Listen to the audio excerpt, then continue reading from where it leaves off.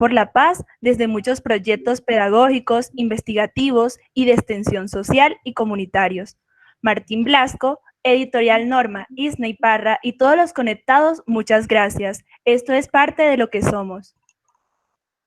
Muy bien, muchas gracias por la información. Muy bien. Bien, entonces gracias a Jennifer por esa bonita presentación, parte de lo que somos. Bueno, la otra parte será cuando tenga la oportunidad de venir a Colombia, Me encantaría. a Manaure y Cesar. Muy bien, gracias. Entonces continuamos y entramos a la conversación. Martín la hemos organizado, Martín y todos los conectados, tanto los profes, gracias, y a los estudiantes de 11 y todos los que no sean de 11 y estén conectados. Entonces la conversación, hay unos estudiantes que han preparado unas preguntas, los otros también, entonces vamos a conversar directamente con algunos en algunos puntos específicos de la obra, y por el chat ahorita yo estaré atenta a cualquier otra inquietud de alguien de los conectados. Para ello vamos a iniciar con Lucía Carrillo. Entonces, Lucía Carrillo, tienes la palabra. Bienvenida.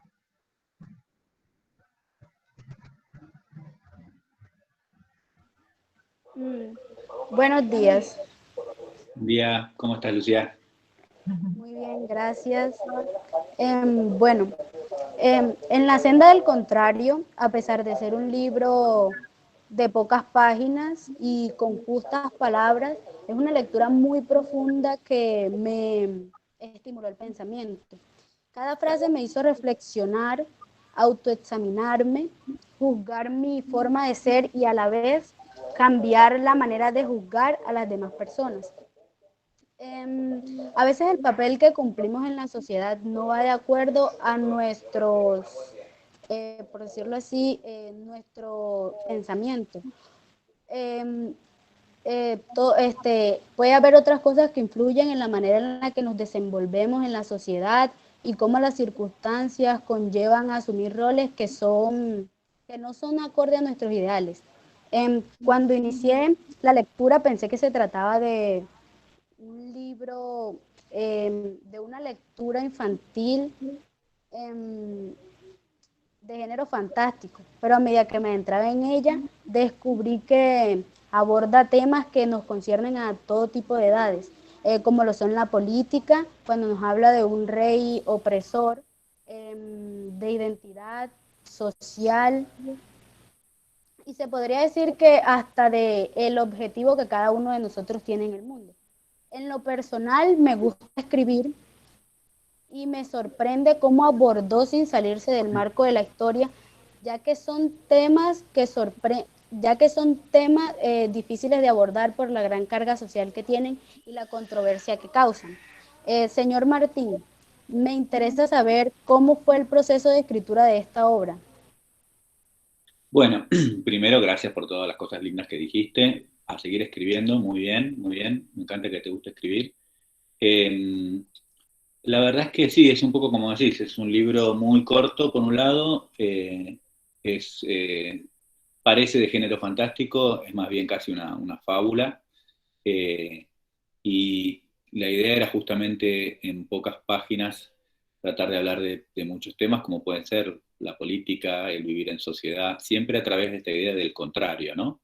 Si tenemos que irnos a vivir al medio de la nada o si tenemos que preocuparnos por nuestra sociedad, esta diferencia entre una persona grande y una persona joven, entre fe y no fe, entre poder y no poder, entre rebelión y gobierno. Toda la novela está atravesada por esta idea de contrarios. Lo primero que se me vino con esta novela fue un cuento. Me pasa mucho eso, que primero pienso como cuentos y después los voy ampliando y terminan convirtiéndose en una novela. En este caso, en el primer cuento que yo escribí, era básicamente la idea, se llamaba El rey y su enemigo, y era solo la idea de esto, del hombre que vuelve a la ciudad después de tantos años y descubre que él era el rey. Si no leyeron el final, se los acabo de contar, lo lamento, disculpen. pero creo que sí, que ya lo leyeron todos. Y quedó ahí. Cuando escribí ese cuento todavía ni siquiera sabía que me iba a dedicar a la literatura juvenil. Eso fue a los 20 y pico. Y lo escribí más que nada porque me gustan mucho los cuentos orientales y quería hacer un estilo de cuento oriental. Los cuentos budistas, los cuentos sufis, los cuentos chinos. Quería hacer ese estilo de cuento, a ver si me salía, se me ocurrió la idea.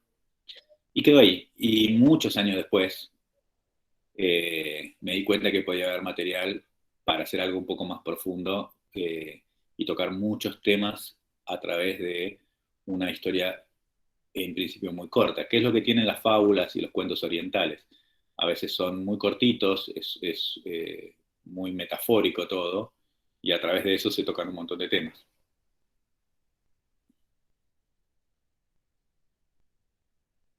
Bueno, muchas gracias. A vos.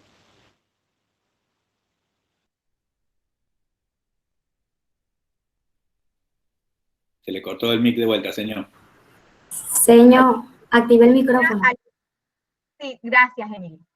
Al igual que otros estudiantes de la normal, desde hace rato venimos con una apuesta de escuela, taller, formación literaria. Bueno, Bien. y entonces la hemos llamado Alquimia del Verbo. En el 2017 y 2018 lideramos allí con el Ministerio de Cultura, tuvimos unos apoyos. Ahorita este año, con todo lo de la pandemia, fue un poco difícil, pero cuando iniciamos el año antes de la pandemia, la primera reunión era, bueno, no lo vamos a hacer con Ministerio de Cultura porque la verdad que este año los aportes del Ministerio de Cultura, a diferencia de los años anteriores, no nos motivaban para el trabajo que implicaba. Y decidimos con Isney Parra, a quien le agradecemos mucho, y a todos los de Norma, decidimos hacer este contacto. Entonces, nos propusimos que íbamos a hacer nuestra escuela taller literaria Alquimia del Verbo con los géneros cuento, novela y poesía, y que al final eso terminaba en un festival de poesía, que es lo que hacemos. Pero la pandemia no nos permitió, entonces, después de pandemia, reorganizamos y mire, estamos aquí. Es bueno que contextualicemos eso. Continuamos entonces el conversatorio y Emily Becerra, una estudiante de 11, quien lo ha leído también como Lucía y como todos los que están aquí conectados, y tiene una pregunta que, bueno, ya mirarán. Buenos días. La palabra. Muy buenos días para todos. Hola, ¿cómo estás? Mi nombre es Emily, como lo acaba de mencionar la profesora, y antes de comenzar me gustaría que miremos principalmente la obra. Me gustaría hablar sobre su hermosa portada y tan diciente, sus colores llamativos y la pintura, que al igual que su nombre, nos transportan inmediatamente a la lectura o nos conectan con la fantasía.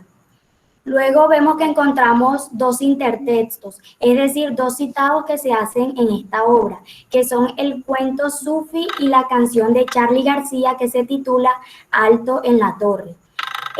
Como lo mencionó la compañera Lucía, es un libro corto y agradable para leer por el tamaño. Cuenta con 140 páginas llenas de imaginación. Me gustaría enfocarme en lo que es el citado anterior que mencioné, el de la canción de Charly García, que habla sobre la torre y se conecta muy bien con el texto. Por lo tanto, me gustaría hacerle la siguiente pregunta: ¿qué nos podría decir sobre esta relación de intertextos y con sus gustos musicales? Bueno, me gusta mucho la música y es un motor principal a la hora de imaginar historias. En general, casi todas las ideas se me vienen escuchando música. Así que cuando me trabo con alguna novela o cuando quiero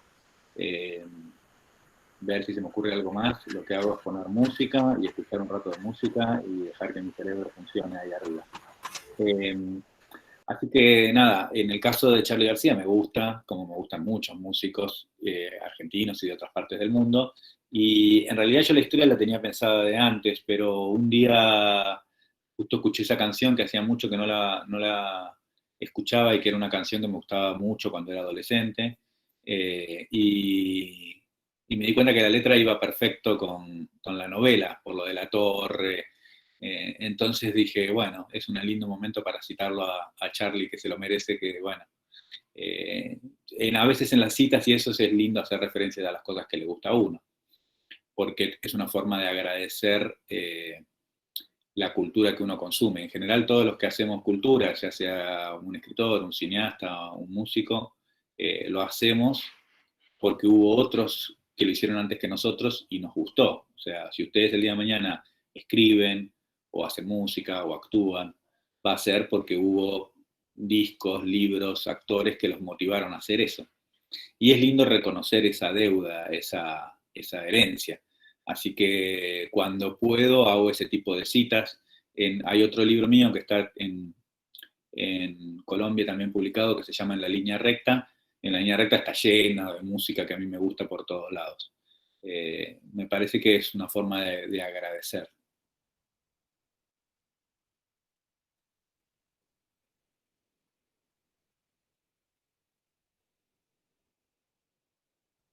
Señor, el micrófono. El micrófono, profe.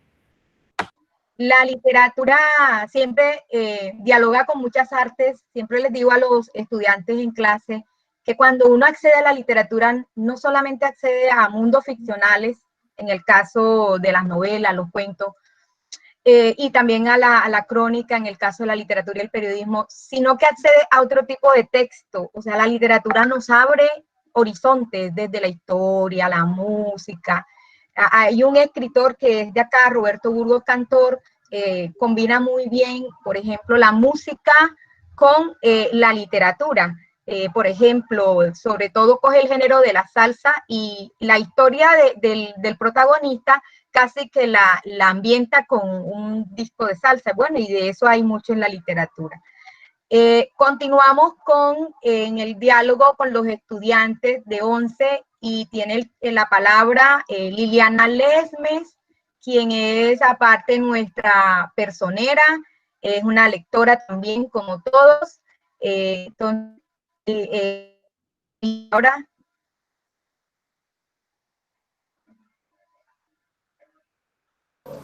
Muy buenos días para todos. ¿Cómo estás? Bien, sí, señor. Después de continuando lo que dijo mi compañera Emily, pues yo después de analizar el cuento Sufi, pues que funciona como un intertexto a través de la cita, a mi modo de ver, dialoga con la obra con la idea de lo doble. O sea, como en el momento en que la muñeca se introduce al mar y poco a poco va disolviéndose, y que al final ella dice como, ahora sé quién soy.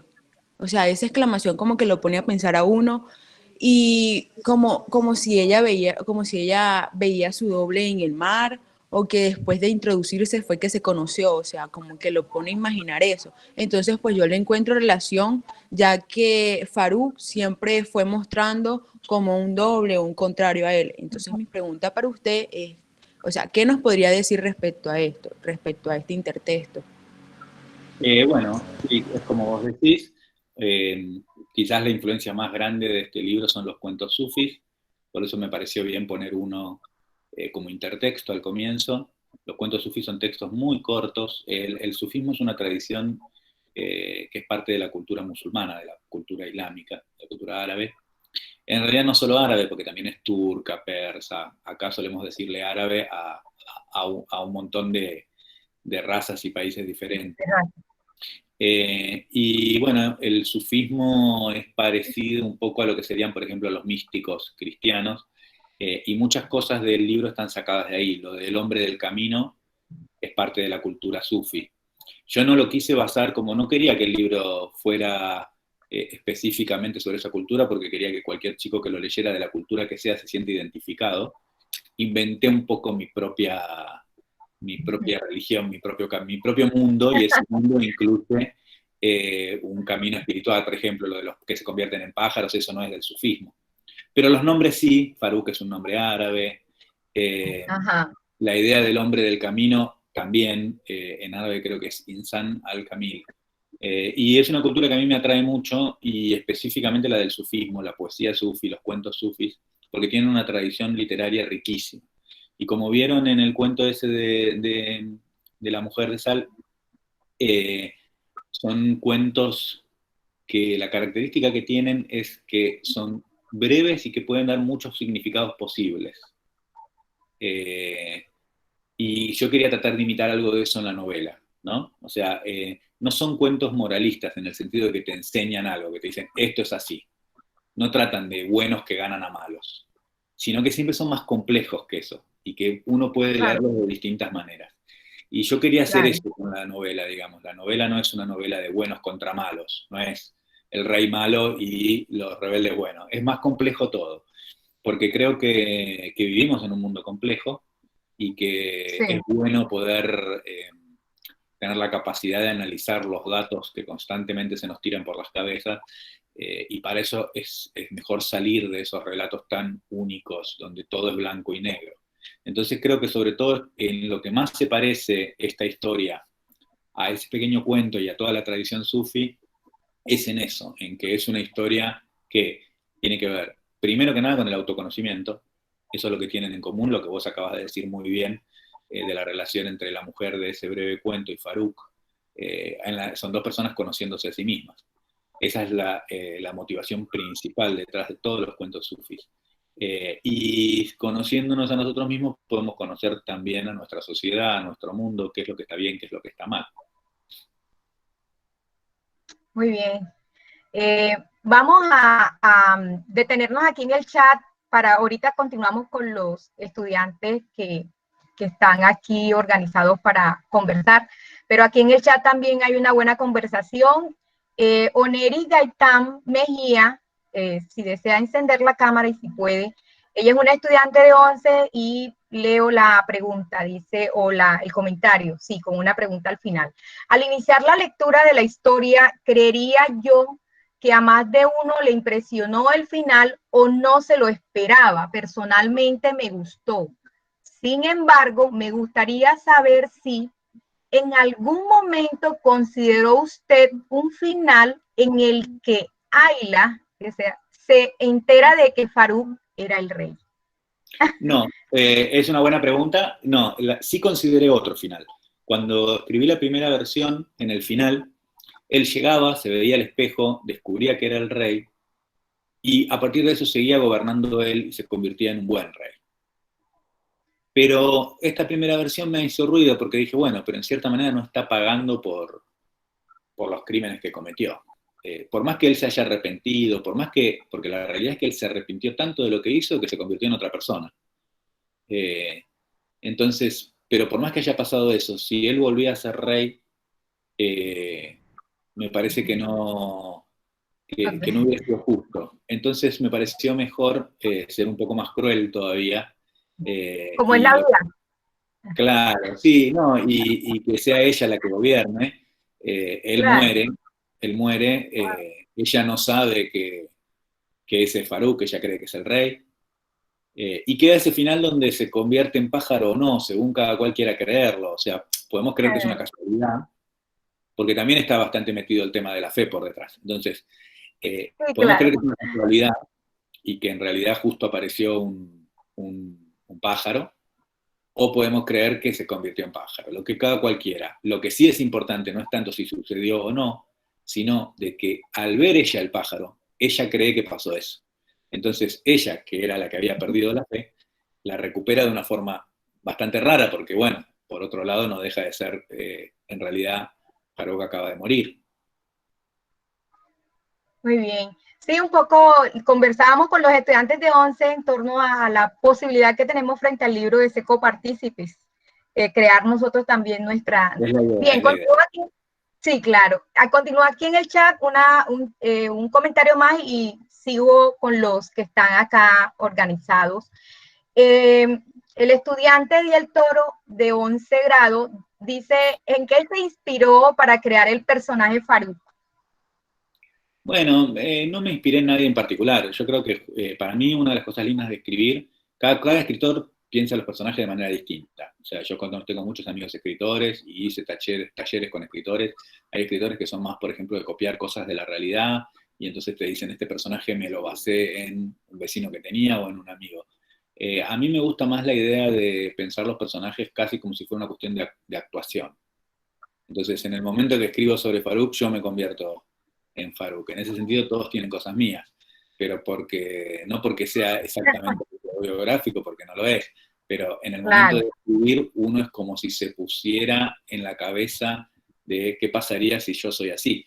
Y eso es algo lindo de la literatura. Vos podés escribir sobre un asesino y no hace falta que mates a nadie, sino que simplemente en el momento en que estás escribiendo jugás a hacer eso. Claro. Bien, continuamos. Yerley Sierra tiene una pregunta. Yerley, te doy la palabra.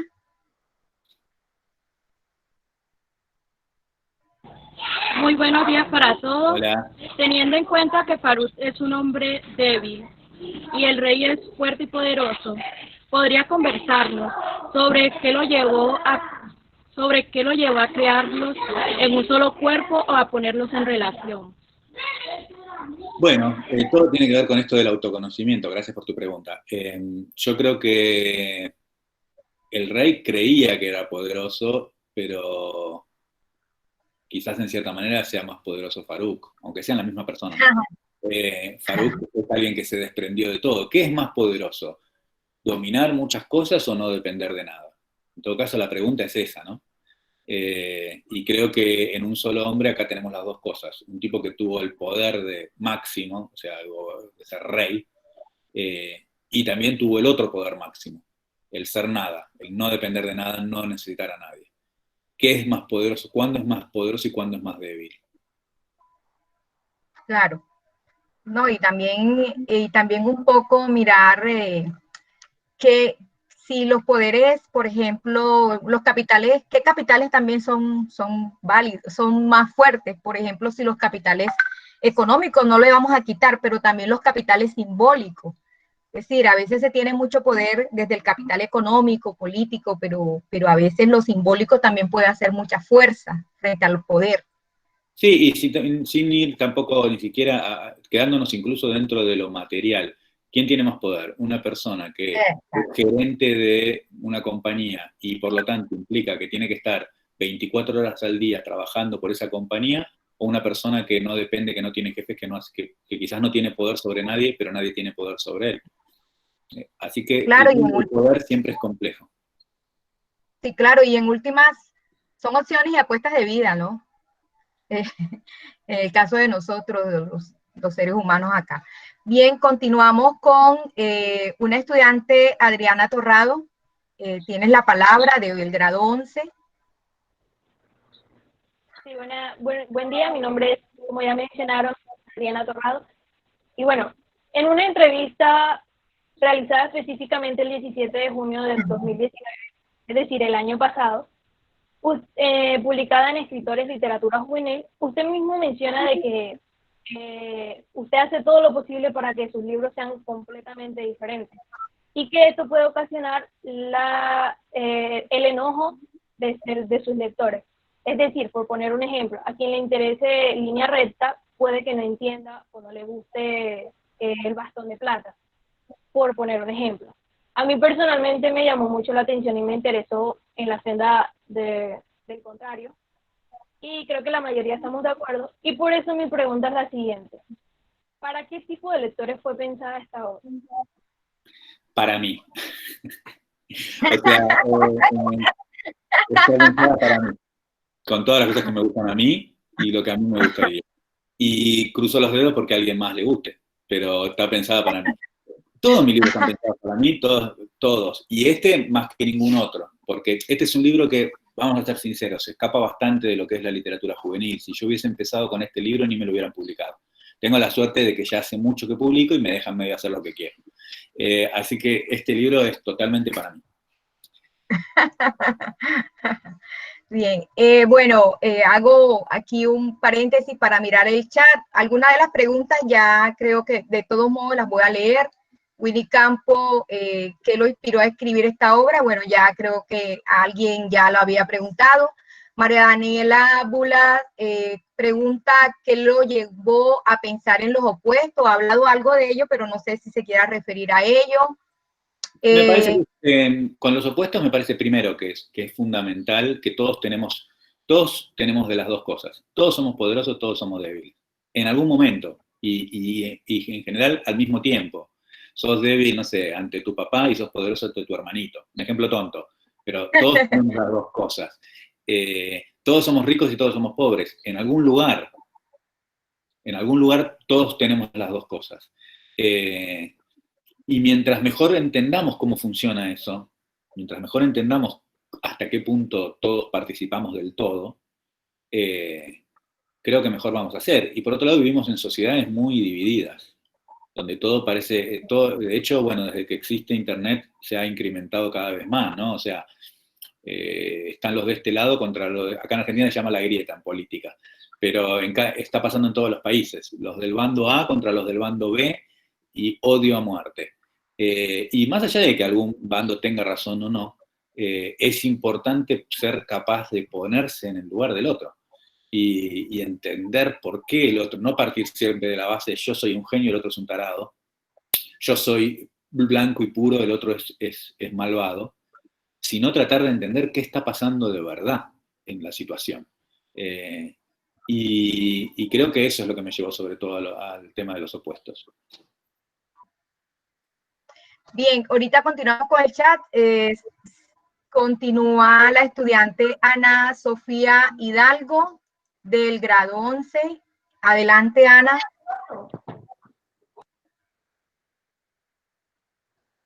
Buenos días, como ya he mencionado, mi nombre es Ana Sofía Hidalgo y yo quería preguntarle, porque yo investigué sobre una entrevista y en eso usted dice que había creado como el primer borrador desde el 2001. Entonces yo tenía la duda de qué pasó, qué hizo que usted se diera cuenta de que ya podía continuar con esta novela, con esta historia. Cada escritor tiene su método de escritura. El mío es bastante especial porque por un lado yo escribo hace mucho, desde que tengo la edad de ustedes. Y por otro lado tengo como muchas ganas de escribir muchas historias, tengo muchas ideas, por suerte. Ideas no me faltan. A veces me faltan la capacidad para escribirlas, pero ideas no me faltan. Entonces me pasa que tengo una idea y en el momento no la completo o la dejo ahí y muchos años después la retomo. Eso me pasa todo el tiempo. Y en este caso fue eso. En el 2001 yo quería escribir unos cuentos, en ese momento pensando que iban a ser cuentos para adultos, ni sabía que me iba a dedicar a la literatura infantil y juvenil, quedó ahí. Y después escribí 20 libros diferentes que se publicaron, y llegó un momento en donde dije, ese viejo cuento que tengo guardado siempre me gustó mucho, llegó el momento de hacer algo con este cuento. Pero como dije antes, al comienzo, cuando yo empecé a publicar literatura juvenil, esta historia no parecía muy apropiada para jóvenes. Entonces quedó ahí. Y después pasaron los años suficientes como para decir, ahora es el momento para escribir este libro. Ok, gracias. Perdón, aprovecho de decir una cosa más. Por eso a los que les gusta escribir, les recomiendo que no tiren nada. Ahora puede que quizás intenten escribir algo y no les sale, y de golpe, yo he usado ideas que tuve la edad de ustedes. Y todavía tengo anotadas por ahí ideas que tuve la edad de ustedes que quizás escriba cuando tenga 60, no sé. En ese sentido el tiempo es un poco raro para cuando uno hace algo artístico. Entonces siempre conviene guardar todo. Yo en general escribo 1 o hasta a veces 2 libros por año, pero las ideas no son de ese mismo año, pueden ser de cualquier momento, por eso guardo mucho todas las ideas que voy teniendo. Bueno, Martín, ya que se toca ese tema y dado que acá en la normal se está haciendo como ese caminito de formación literaria, de escritura creativa, poco a poco, y en la medida de las posibilidades, usted sabe cómo es de difícil a veces, aparte de porque son espacios que tienen que ser por fuera del aula, porque de alguna manera necesita libertad, necesita otros espacios. Me gustaría, ya que están conectados muchos de los estudiantes que pertenecen a Alquimia del Verbo y que están en sus primeros PRIN, me gustaría que si pudiera comentarles en el caso de su experiencia respecto a esos lectores, a esos autores que usted ha leído.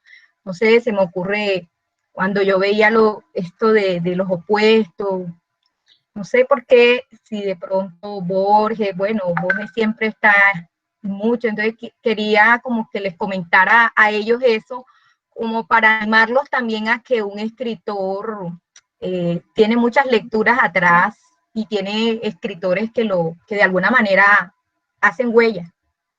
Sí, sí, obvio, eso es obvio. Primero, si les gusta escribir, la mejor manera de aprender a escribir es leyendo mucho. Ustedes pueden ir a la universidad, pueden hacer talleres, pueden estudiar y nada va a ser igual a nada. La mejor manera de aprender es leyendo. Lo mismo en cualquier cosa, digamos. Si vas a hacer música, lo mejor es escuchar mucha música. Si vas a jugar al fútbol, tenés que ver mucho fútbol. O sea, es indispensable.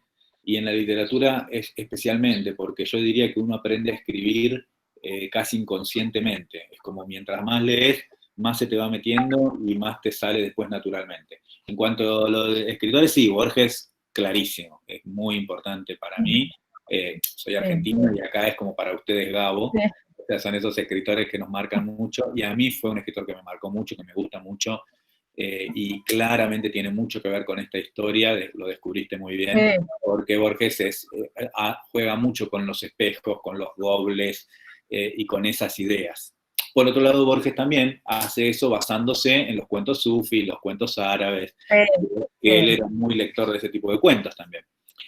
Hay un libro que a mí me marcó muchísimo, muchísimo, que se llama Antología de la Literatura Fantástica, y que lo hicieron juntos 3 escritores, Borges, Bioy Casares y Silvina Ocampo, y ellos juntan en ese libro Antología de la Literatura Fantástica, se llama.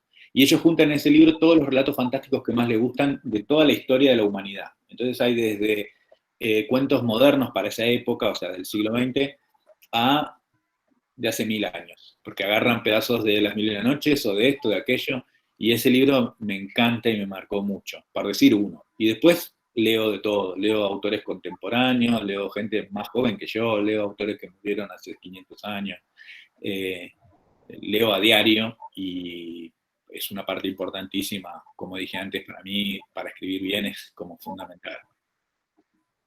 Ok, bueno, a propósito de Silvina, tuve la oportunidad el año pasado en Rosario, allá Argentina, con una profesora, Natalia Biancotto, que ella le ha seguido el rastro. Y bueno, yo no conocía la obra de Silvina, la verdad. Nos estamos refiriendo el tema del manese. Entonces, no la conocía y la estoy incorporando. De hecho, me parece interesante para los estudiantes de acá de la normal. Bueno, pero continuemos con los estudiantes que son el centro. Ahorita veamos acá en el chat, nos pregunta Jefferson Martínez del grado 11. ¿Tomó usted alguna idea de nuestra vida cotidiana para escribir esta obra? Sí y no. Por un lado, obviamente no transcurre en este mundo, pero por otro lado, como les dije antes, tiene que ver o como lo dijo alguna de las chicas que hizo pregunta, tiene que ver con el mundo que vivimos y con nuestra vida, porque, insisto, todos tenemos cierta cuota de poder y cierta cuota de debilidad, todos vivimos en sociedades divididas, entonces, en ese sentido, eso sí tiene que ver con el mundo real.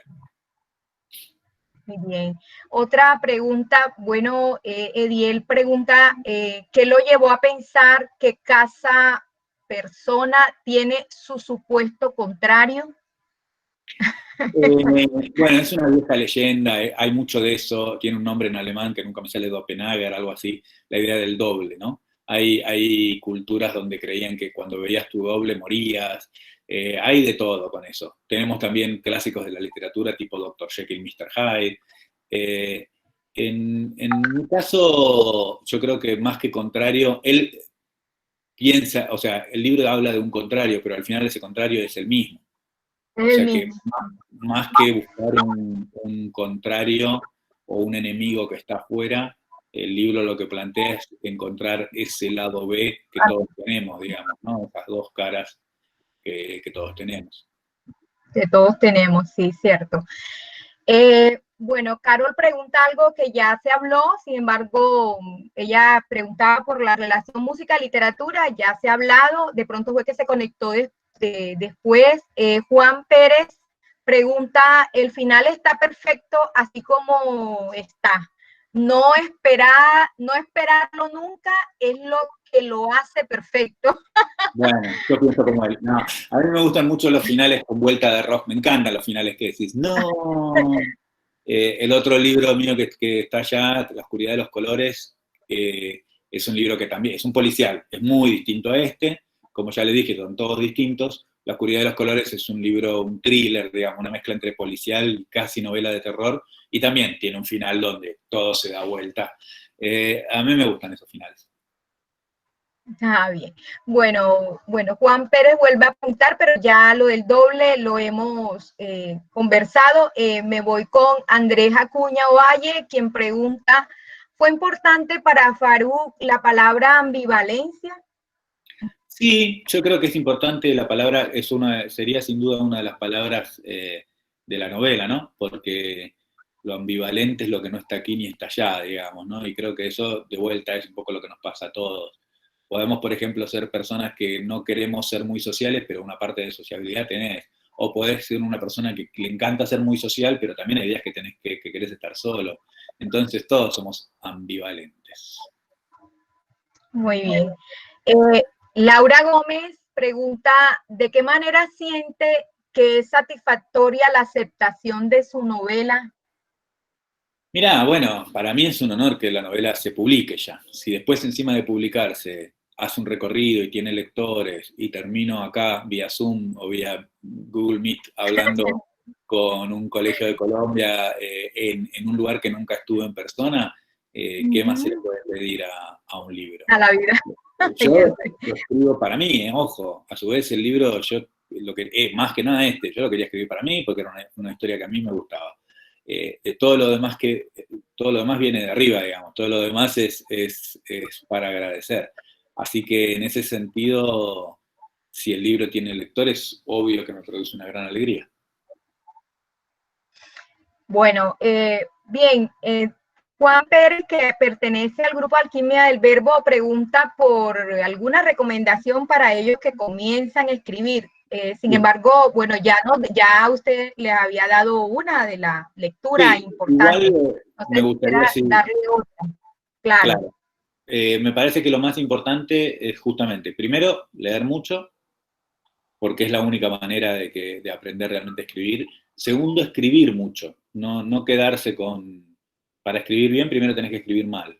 Siempre digo lo mismo, si ven alguna otra entrevista me voy a repetir, pero es que los consejos para escritores son esos. Escribir mucho, no tener miedo a escribir cosas que no estén bien, porque cada vez vas a escribir mejor. Mientras más escribas, cada vez vas a escribir mejor. Y lo tercero es corregir mucho, porque parte del secreto con los libros, ustedes cuando leen un libro parece esa cosa iluminada de que el tipo se sentó y escribió todo de una, y no funciona así. En general, todos los escritores, incluso los grandes clásicos, hay múltiples versiones de los libros, cosas que cambiaron. Entonces, cuando ustedes escriben un libro, la primera versión no terminó ahí.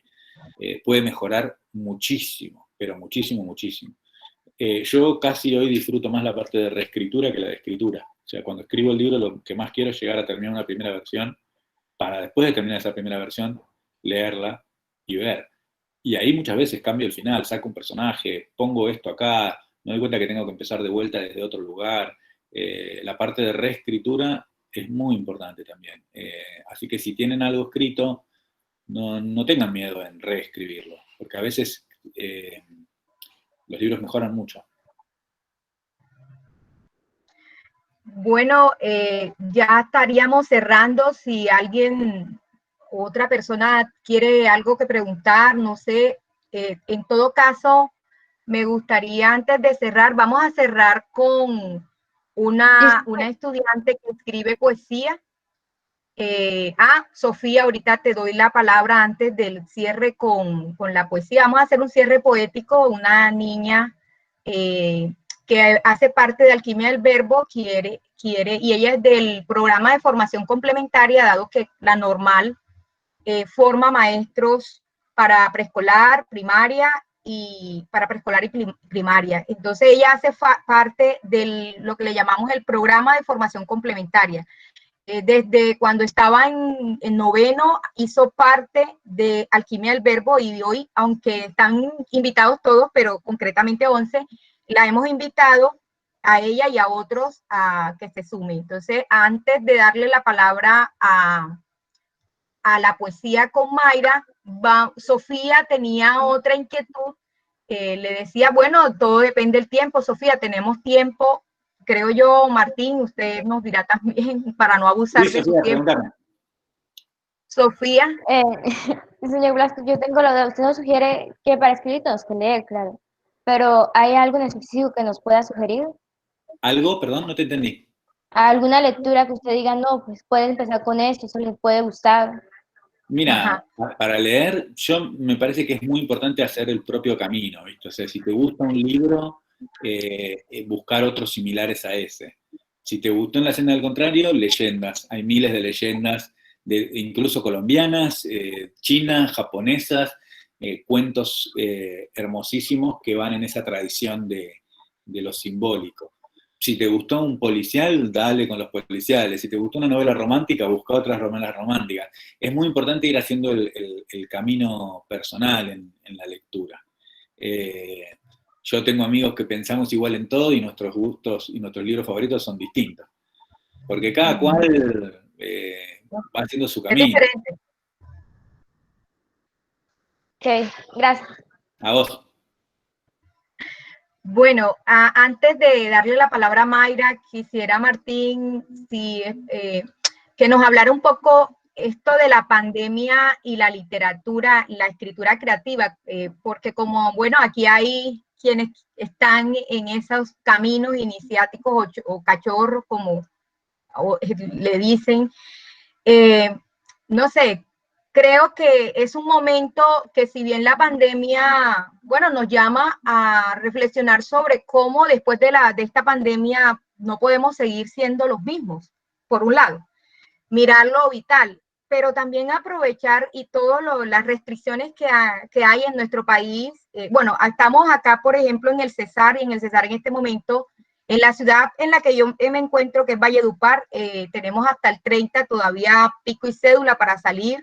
Manaure también. Entonces, ¿qué les aconsejaría a los estudiantes escritores que se perfilan como escritores en este momento de pandemia? Pues le hemos insistido, y bonito de parte de un escritor que tiene la experiencia creativa. ¿Cómo aprovechar esta pandemia? Bueno, primero que nada, uno de los chicos me puso ahí que vaya para Colombia cuando termine la pandemia, llegó chocha. Ustedes me invitan, yo voy. Hay que insistir la norma que me lleve de vuelta. Me llevaron 2 veces, estuve en el 2016 y en el 2018. Las 2 las pasé muy bien. No los fui a visitar a ustedes, me queda un montón por conocer. Conocí Medellín, Bogotá, Bucaramanga. Creo que esos 3 solamente. Así que me falta todavía un montón de conocer y me encantaría, porque la pasé muy, muy bien. Y me gusta mucho el café, así que se imaginarán que para mí ya extraño el café colombiano. Y con respecto a la pandemia, son momentos, qué sé yo, cada cual lleva estos momentos como puede. Acá en Argentina es igual que allá, tuvimos que pasar mucho tiempo encerrados, seguimos encerrados. Es un momento ideal para aprender a tocar la guitarra, para escribir ese texto, esa novela que no habías escrito, para aprender un idioma, para lo que sea, digamos, ¿no? O sea, después de esto la vida va a seguir y también el haber aprovechado, ¿no?, este tiempo, después vas a ver los resultados. Esas son las cosas que uno aprende con el tiempo. Yo aproveché, por ejemplo, para escribir una novela para adultos, que todavía nunca había hecho. Era como una cuenta pendiente para mí, escribir una novela para adultos.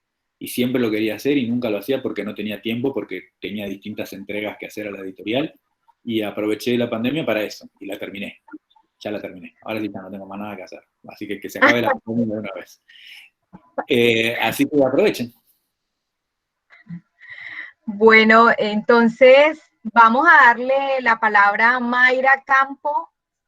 Mayra, ¿estás conectada, Mayra? En Manaure. Sí, ya. Sí, profe. Muy buenas tardes para todos los participantes. Sí, señora. Hola, Mayra. Bueno, mi nombre es Mayra Campo, como acabo de decir la profesora. Muchas gracias, profe Melfi, por la invitación. Hola. Bueno, hago parte del grupo de Alquimia del Verbo y pues quiero compartirle algunos de mis escritos. de mi autoría y pues ojalá les guste a todos. Bueno, uno es titulado Historia. Una buena historia. Usar el sentimiento para contar y crear. Escribir palabras cuando ya están muertas. La historia de la ausencia de un buen comentario. Formando historias. Quiero intentar ser lo que quiero ser. Quiero una historia. Quiero vivir y soñar. Quiero amar y sentirme amada. Déjame ver tu rostro. Déjame susurrar tu nombre en un rezo. Y decir que te quiero sobre la luz. Y hago el amor en un rincón de cristal. Pues tengo otro que es titulado Tiempo, porque a ti, tú pasas en un cerrar de ojos y yo sigo aquí contigo. Me enseñaste a amar. Fuiste tú la primera cosa que vieron mis ojos al abrir. ¿Por qué te utilizamos y ahora tú lo haces conmigo? ¿Quién eres? ¿Por qué estás aquí? No te siento. Pasas rápido. Pero sé que hay que aprovecharte, porque eres capaz de destruirnos con pisadas y patadas, pero también en darnos éxitos y ofrecernos todo. ¿Quién eres? ¿Cuál es tu función? Darnos vida, tropezarnos y morir, porque así, acepta que eres efímero, que solamente juntos buscando lo que es vivir. Y pues para finalizar, quiero leerles otro que pues es dedicado a mi abuelito. Se llama Añoranzas Campesinas. El sol agonizante en las distancias de la serranía, donde de costumbre el abuelo retomaba la marcha, y la luz intermitente registraba cada movimiento andaluz. En la tarde, el sol empezaba a enardecer, y el abuelo se subía a la esculpadora de café, al ver el felino tigre esconderse en el horizonte del tronador. Pues eso es todo, muchas gracias a todos. Muy bien, Mayra, muy lindos los tres. A seguir escribiendo, excelente. Sí. Bueno, Martín, ya estamos sobre las 30, habíamos acordado una hora, sin embargo, bueno, ya dependerá de usted. Hay un estudiante en el chat que pide leer, yo pregunto a usted por su... Gracias. Ok, Mayra, gracias a ti. No sé, usted dirá si... Sí, no hay problema. Claro, Juan David, adelante. Muy buenos días, mi nombre es Juan David, como lo dijo la profesora hace un momento. Lo que lo voy a leer es un corto escrito titulado Amiga. A ver, se te escucha un poco bajo, Juan. Muy buenos días. ¿Me escuchó? Ahí está. Es titulado Amiga. Señora, es un placer no haberla conocido. No sé si odiarla o amarla. Si gritarle con todas las fuerzas de mi ser, venga y lléveme con la felicidad que me arrebató, o simplemente callarme y sin decirlo darle las gracias por no querer conocerme, todavía. No suicidarnos es la decisión más difícil que tomamos todos los días de nuestra vida, dijo una vez un gran poeta, pero nosotros no tomamos esa decisión. Usted y nadie más que usted es quien carga ese peso. Tal vez no esté bien decirlo, y mucho menos si en realidad es lo que siento. Pero aunque haya arruinado mi felicidad y me haya obligado a vivir mi vida de otra manera, la admiro. Sé que muchos la odian y que su percepción sobre usted es diferente a la mía. Mientras todos la ven como una enemiga más y no le dan la importancia que merece, yo la veo como mi amiga, la única que tengo, ya que sé que no me fallará. Usted será incapaz de fallarme, señora muerte.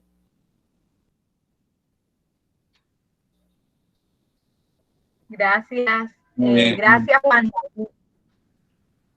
Me encanta. Yo te diría, acá me meto, vos me puedes decir, primero, cuando alguien te critica algo, vos puedes decirle, no estoy de acuerdo, sí estoy de acuerdo. Me gusta mucho, yo le sacaría la mención directa a la muerte, porque ya se iba entendiendo, yo ya me había dado cuenta, entonces quizás no necesitas ponerlo al final, digamos, ¿no?